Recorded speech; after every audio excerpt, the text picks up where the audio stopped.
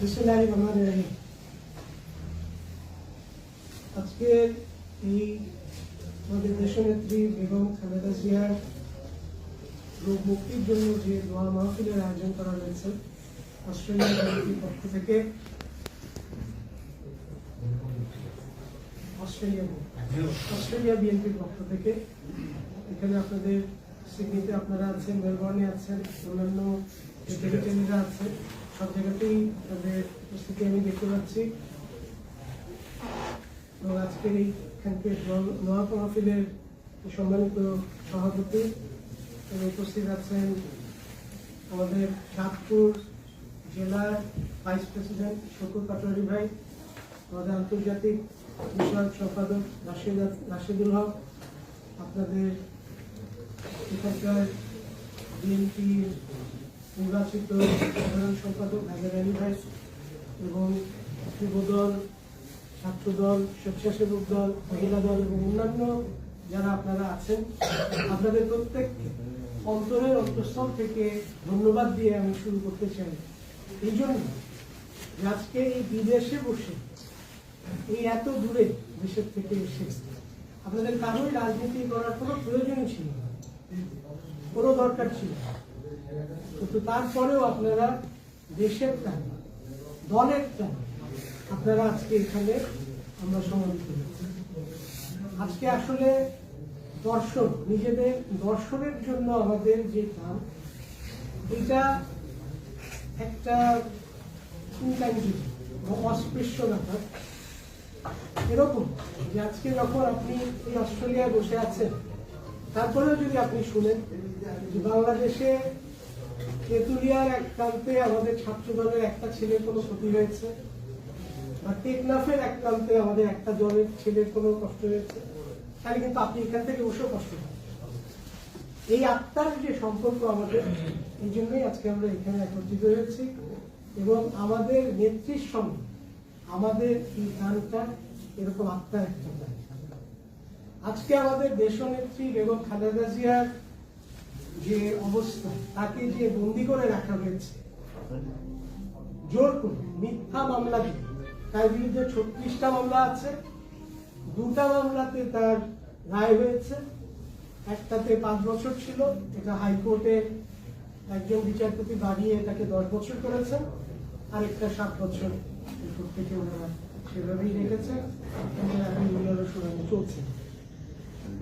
আমি আপনাদেরকে এইটুকু বলতে চাই, আসলে আপনাদের বেগম খালেদা জিয়া সম্পর্কে আমার নতুন করে বলার কিছু নাই, কিন্তু তাকে এত ভয় পাওয়ার কারণটা কি, এইটা একটু আমি আপনাদেরকে আবার মনে করিয়ে দিতে চাই।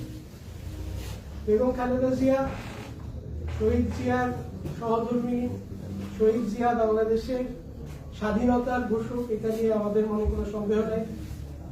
1965 সালে যখন পাকিস্তান ভারত যুদ্ধ হয়েছিল, তখনও কিন্তু শহীদ জিয়াকে পাঠানো হয়েছে।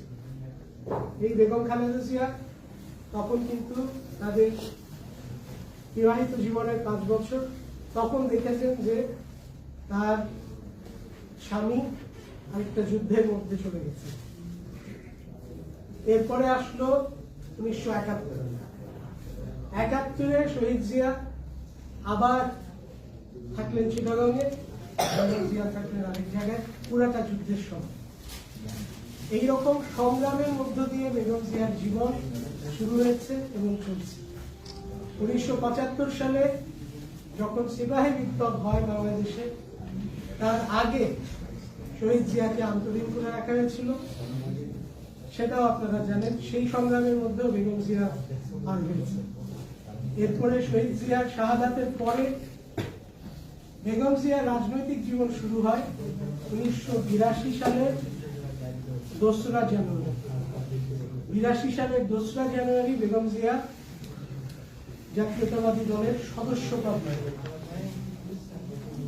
1983 সালের মার্চ মাসে ইনি দলের ভাইস প্রেসিডেন্ট হিসেবে অবস্থান পান। এরপরে 1983 সালের মে মাসে তিনি সিনিয়র ভাইস প্রেসিডেন্ট। এর মধ্যে জেনারেল এরশাদের মার্শাল আসে। 1982 সালে মার্চ মাসে। মার্চের প্রথম থেকে যখনই ঘরোয়া রাজনীতি শুরু হলো তখন থেকে বেগম খালেদা জিয়া এই মার্শালের বিরুদ্ধে, এই সামরিক শাসনের বিরুদ্ধে সোচ্চার ছিলেন। অথচ অন্য কোনো নেত্রী যারা নিজেদেরকে গণতন্ত্রের অনেক বড় প্রহরী বলে দাবি করেন, তারা কিন্তু সেই সামরিক শাসনকে স্বাগত জানিয়েছিলেন। এরপরে 1984 সালের 13ই জানুয়ারি বিচারপতি আব্দুস সাত্তার বাংলাদেশ জাতীয়তাবাদী দলের প্রেসিডেন্টের পদ থেকে যখন পদত্যাগ করলেন স্বাস্থ্যগত কারণে, সেই সময় বেগম খালেদা জিয়া জাতীয়তাবাদী দলের হাল ধরলেন। এবং জাতীয়তাবাদী দলের হাল ধরার আগে তিনি যখন ভাইস প্রেসিডেন্ট ছিলেন, সেই সময় থেকে যখন ঘরোয়া রাজনীতির অনুমতি হলো, তখন থেকেই কিন্তু 6 দলীয় আরো 6টা দলকে নিয়ে 7 দলীয় ঐক্যজোট করার জন্য খালেদা জিয়া প্রথম প্রয়াস করেন। তিনি যখন প্রথম সেপ্টেম্বর মাসে 1984 সালের সেপ্টেম্বর মাসে আমাদের 27 নম্বরে ধানমন্ডি 27 নম্বরে যেই বিএনপি অফিস ছিল, সেখান থেকে প্রথম র্যালি আমরা যেটাকে বলি, মিছিল আমরা যেটাকে বলি, সেটা বের করেন। সেখানে ছাত্রদল থেকে আরম্ভ করে শ্রমিক দল পর্যন্ত এরকম একটা বিশাল মিছিলের বহর বাংলাদেশ জাতীয়তাবাদী দলের পক্ষে প্রথম বেগম জিয়ার একটা অবস্থান আমরা দেখতে পাই। এরশাদ বিরোধী আন্দোলনে বেগম জিয়ার ভূমিকা আমার আপনাদেরকে নতুন করে বলার দরকার নাই। শুধু এইটুকু বলি যে তিনি যে কতবার গৃহবন্দী হয়েছেন, এইটার কোনো হিসাব আসলে আমরা কেউ রাখি। তবে দুটা বিশেষ কথা বলে আমি অন্য কথায় যাব। সেটা হলো যে 1987 সালে বেগম জিয়াকে হোটেল কুরবানি থেকে আটক করা হয় এবং তারপরে তিনি যখন মুক্তি পান, তখন তিনি একটা কথা বলেছিলেন যে আমার যদি মৃত্যুও হয় তবুও আমি বাংলাদেশকে এই এরশাদ মুক্ত করে ছাড়ব ইনশাআল্লাহ। এইটা হচ্ছে বেগম খালেদা জিয়ার ডেডিকেশন বা বেগম খালেদা জিয়ার যে গণতন্ত্রের প্রতি তার যে একটা চিরস্থায়ী একটা বিশ্বাস, সেই বিশ্বাসের জায়গা থেকে তিনি সংগ্রাম করে দিয়েছেন। এবং 1986 সালে আমরা এটা জানি যে জাতীয় বেঈমান বলে চিহ্নিত যিনি আওয়ামী লীগের প্রধান, তিনি যখন বলেছেন যে যারা নির্বাচন করবে তারা জাতীয় বেঈমান হবে। তো সেটা আমি বলতে চাইনি। আসল কথা যেটা বলতে চাচ্ছিলাম, তখন কারা কারা 86 সালে নির্বাচনে অংশগ্রহণ করেছিল এইটা আপনাদেরকে মনে করে দেওয়ার জন্য। বেগম খালেদা জিয়া নির্বাচন করলেন না এবং বাংলাদেশের বেশিরভাগ রাজনৈতিক দল নির্বাচন করলেন না। নির্বাচন করলেন কারা? আজকে যারা জোর করে বাংলাদেশের ক্ষমতায় আছে, এই দলটা, জামায়াতে ইসলাম এবং বাংলাদেশের কমিউনিস্ট পার্টি, এই দলগুলো। আজকে কথা হচ্ছে যে আপনারা যেহেতু এইখানে আছেন, আমি আপনাদেরকে এই কথাটা বলতে চাই, আপনাদের অস্ট্রেলিয়া বিএনপির ভূমিকা অত্যন্ত অত্যন্ত প্রশংসনীয়। আপনারা যে কাজগুলো এখানে করতে পেরেছেন, আপনাদের সিনেটররা আমাদের গণতন্ত্রের পক্ষে কথা বলেছেন, বেগম খালেদা জিয়ার মুক্তির জন্য কথা বলেছেন, আপনাদের যারা হাউস অব রিপ্রেজেন্টেটিভের সদস্য তারা কথা বলেছেন, আপনাদের অন্যান্য রাজনৈতিক নেতৃবৃন্দ কথা বলেছেন। আমি আসলে আপনাদের কাছে আমাদের চাওয়া এতটুকু হতে পারে যে আপনারা এটাকে আরো জোরদার করতে পারেন।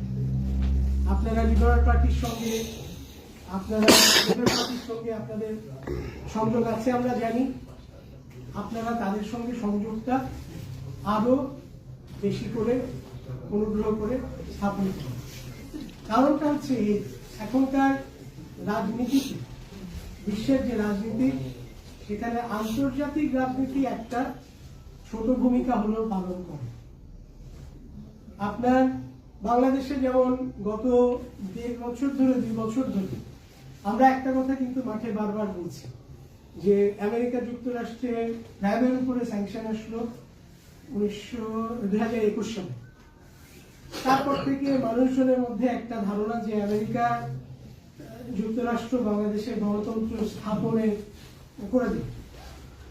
এই কথাটা আমরা রাজনৈতিক মাঠে বারবার বলেছি যে আসলে আন্তর্জাতিক বিশ্ব আপনাকে সহায়তা করতে পারে ওটুকুই, যে আপনার জন্য একটা বক্তব্য দিতে পারে, কিন্তু আসল কাজটা আমাদেরকে করতে হবে, আমরা মাঠে যারা আছি। শুকুর ভাই যেটা বলেছেন আমি সম্পূর্ণভাবে একমত। আমরা মিছিল করে গেছি, বেগম খালেদা জিয়া যেদিন আন্তরীণ হন 8ই ফেব্রুয়ারি 2018 সালে, ওনার গাড়ি বহরের সঙ্গে আমি গেছিলাম। আমি দেখেছি আমাদের ছাত্রদলের ছেলেরা মিছিল করেছে যে আবার নেত্রী আমার মা, বন্দী হতে দেব না, এরকম অনেক মিছিল আমরা করেছি।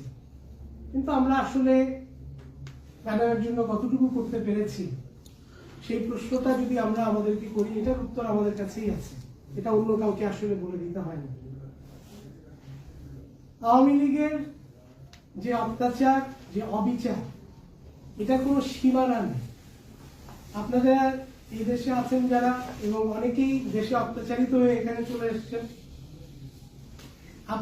আপনাদের ধারণা আছে। আমি দু একটা ছোট উদাহরণ দিতে পারি আপনাদের। সেটা আমাদের বিভিন্ন এই যে গত 28শে অক্টোবর থেকে নির্বাচন সময়কাল পর্যন্ত আমাদের 8 জন নেতাকর্মী জেলখানায় মৃত্যু হয়েছে বিভিন্ন রকম অত্যাচারের পর, আর আটক হয়েছেন 35,000। আসলে তারা গ্রামে গঞ্জে রাত 3টার সময় একটা কৃষকের বাসায় যদি যে উপস্থিত হয় পুলিশ, সেই ক্ষেত্রে আপনার মানুষের খুব অসহায় একটা অবস্থা তৈরি হয়। আজকে যখন মানুষকে গুম করা হতো, খুন করা হতো, তখন আমরা প্রতিবাদ করেছি। সারা পৃথিবীতে আপনারা দেখেছেন যে সারা পৃথিবীর মানুষ এটার ব্যাপারে সোচ্চার হয়েছে, এবং আপনাদের অস্ট্রেলিয়া বিএনপির এটা একটা অগ্রণী ভূমিকা ছিল। এখন আমাদের যেটা প্রয়োজন আসলে এই যে তত্ত্বাবধায়ক সরকার, যেটার কারণে নির্বাচনগুলো বাংলাদেশে নিরপেক্ষ হচ্ছিল। আওয়ামী লীগ নির্বাচনকে কেন ভয় পায়? তাদের ভয় না পাওয়ার আসলে কোনো কারণ নেই। যে আমি এরশাদ বিরোধী আন্দোলনের কথা বলছিলাম, সেখানকার আরেকটা তথ্য দিই আপনাদের। 88 সাল 90 সালের মধ্যে বাংলাদেশের 231টা শিক্ষা প্রতিষ্ঠানে এই আমাদের যে ডাকসু বা এরকম যে স্টুডেন্ট বডিগুলো যেগুলো আমাদের আছে, ছাত্রদের, তাদের কোনোভাবেই নির্বাচনে জয়লাভ করার কোনো সম্ভাবনা নেই, কোনোভাবেই তারা জিতবে। এই একটা কারণে তারা আজকে বাংলাদেশের নির্বাচনকে বারবার ব্যাহত করার চেষ্টা করে যাচ্ছে। আর আমাদের কাজটা হচ্ছে একটা সুষ্ঠু নির্বাচন কিভাবে আমরা নিতে পারি, যাতে আমরা বেগম খালেদা জিয়ার মুক্তি, একটা সুবিচারের ব্যবস্থা করতে পারি। যে আমরা আজকে আমাদের নেতা তারেক রহমানকে আজকে 2008 সাল থেকে তিনি দেশের বাইরে, তিনি আসতে পারছেন না, তার নামে মিথ্যা মামলা করে তাকে মিথ্যাভাবে তার বিরুদ্ধে রায় দিয়ে দেওয়া হয়েছে। তো আজকে যখন এইরকম পরিস্থিতি, তখন তারা জানে যে একটা নির্বাচিত সরকার যদি আসে এই দেশে, তাহলে এই যে তাদের যে এতদিনের মিথ্যাচার, এই মিথ্যাচারগুলো কিছুই থাকে না। এবং এই মিথ্যাচারকে ধরে রাখার জন্যই তারা এবং তাদের দেশে এবং দেশের বাইরে যারা দোষর আছেন, তারা এটা চেষ্টা করে যাচ্ছে এবং তারা যাবে। কারণ নির্বাচন তারা কখনোই জিততে পারবে না যদি একটা সুষ্ঠু ও নিরপেক্ষ নির্বাচন হয়। সেই কারণে তত্ত্বাবধায়ক সরকার ব্যবস্থাও তারা বাতিল করেছে, এবং এটাকে কোর্টের দ্বারা, এটা আইনের মাধ্যমেও তারা চেষ্টা করেছেন যাতে এটাকে অবৈধ বলা যায় ইত্যাদি। তো এই আলোচনাগুলো অনেক লম্বা আলোচনা, আমি অতগুলো আলোচনায় গেলাম না। আমি খালি আপনাদেরকে এইটুকু বলে এখন শেষ করতে চাই যে আপনারা যে কাজটা করছেন সেই জন্য আপনাদেরকে আবার আমি ধন্যবাদ জানাতে চাই। আপনাদের আগামীতে যে 20 তারিখে যে আমি অনুষ্ঠানের কথা শুনলাম, এটা অত্যন্ত একটা প্রশংসার ব্যাপার যে একটা সিনেটে বসে আমাদের দেশের সম্পর্কে আলোচনা হবে, দেশের অবস্থার সম্পর্কে। এটা নিশ্চয়ই আপনারা অনেকদিন চেষ্টা করে এটা করেছেন। কাজে এই পরিস্থিতিতে আপনারা যদি এই কাজগুলো, এই কার্যক্রমগুলো আপনারা যদি অব্যাহত রাখেন, আমি বিশ্বাস করি ইনশাআল্লাহ সারা পৃথিবীতে একটা যে জনমতের তৈরি হয়েছে, এখন আপনার পৃথিবীর যে কয়েকজন স্বৈরশাসক আছে শেখ হাসিনা তাদের মধ্যে নাম নিয়ে নিয়েছেন, রেজিস্টার করে ফেলেছেন। কাজেই এখন আপনি যদি বর্তমান পৃথিবীর 5 জন স্বৈরশাসকের নাম বলেন, তাদের মধ্যে শেখ হাসিনা এটা নিয়ে সারা পৃথিবীর কারো মনের মধ্যে কোনো সন্দেহ নেই। এটা তারা নিজেরাই করেছে। আজকে গণতন্ত্রের কথা বলে তারা বাংলাদেশের যে অর্থনৈতিক অবস্থা তৈরি করেছে, বাংলাদেশের অর্থনীতি, আমি অর্থনীতিবিদ না, কিন্তু আমি আপনাদেরকে এইটুকু বলি, বাংলাদেশের অর্থনীতির এরকম বিপর্যয় কখনো ছিল কিনা স্বাধীনতা উত্তরকালে অল্প কিছু সময় ছাড়া, আর এখন যে পরিস্থিতি, এইটা ছাড়া আমাদের যথেষ্ট সন্দেহ আছে।